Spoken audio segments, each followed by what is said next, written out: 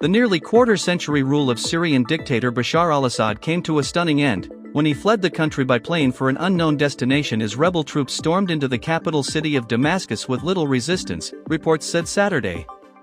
Thousands of people rushed to the city's main square waving and chanting freedom as rebels breached the city gates on Sunday, local time, and Assad's army fled from the streets, witnesses said.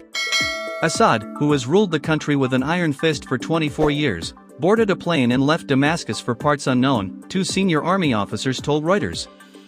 Residents reported gunshots and explosions as they entered the city, but rebels said they saw no signs of the government deploying any of its troops to fight back. Rebels, some of whom have links to Al-Quaeda, quickly took over control of state media offices in Damascus to broadcast the victory announcement over Assad, the rebels said in a statement, CNN reported. The fall of Damascus comes as the city of Homs, a major crossroads connecting the capital to government strongholds on the coast, fell to the rebels late Saturday after less than 24 hours of fighting. After government troops fled the city, thousands of residents started dancing and chanting "Assad is gone, Homs is free, and long live Syria and down with Bashar al-Assad." Once Homs was in rebel control, Abu Muhammad al-Golani, the leader of the al-Quaeda affiliate Tahrir al-Sham, said that rebels were poised to take the whole country, promising the end of the criminal regime is near. As the rebel troops marched towards the capital, Damascus center as lines piled up at ATMs and shops began running out of basic commodities and shutting down.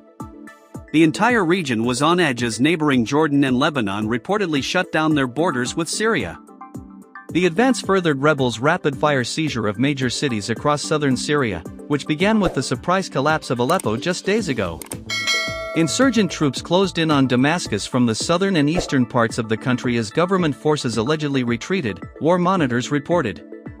Meanwhile, protesters toppled a statue of the late father of Assad in a main square in the Germana suburb, about 6 miles from the center of Damascus, and demanded government security offices in the area be evacuated. Videos posted to social media showed the head of the statue being dragged through the streets. In just over a week, rebels claim they have captured at least 6 cities across the country. Before news of Assad's escape, the Biden administration officials said they anticipated the regime of Assad could fall within days because of the swiftness of the rebel advance, CNN reported. President-elect Donald Trump urged on Truth Social Saturday that the United States stay out of the conflict, as opposition fighters were obviously preparing to make a very big move toward taking out Assad. "Syria is a mess, but is not our friend, and the United States should have nothing to do with it," Trump wrote. "This is not our fight. Russia, because they are so tied up in Ukraine, and with the loss there of over 600,000 soldiers, seems incapable of stopping this literal march through Syria, a country they have protected for years," he added, also blasting former President Barack Obama for allowing all hell to break out there when the war began in 2011.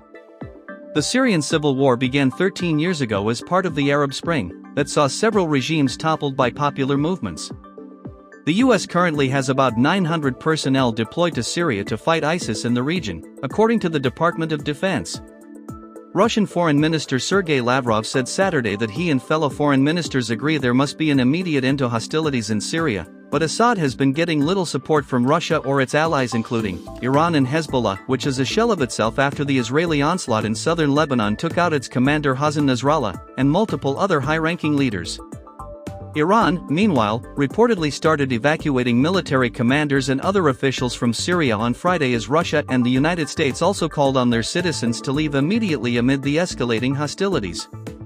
It's unclear how the end of 5 decades of the Assad dynasty's rule over Syria could impact the region. Qatar, Saudi Arabia, Jordan, Egypt, Iraq, Iran, Turkey and Russia had issued a joint statement saying the crisis was a dangerous development and called for a political solution. The Assad dynasty had a 5-decade hold on Syria and with it, the influence of Iran, its main supporter in the Middle East. Al-Assad began serving as head of Syria in 2000 following the death of his father, Hafez al-Assad, who had ruled as president since 1971.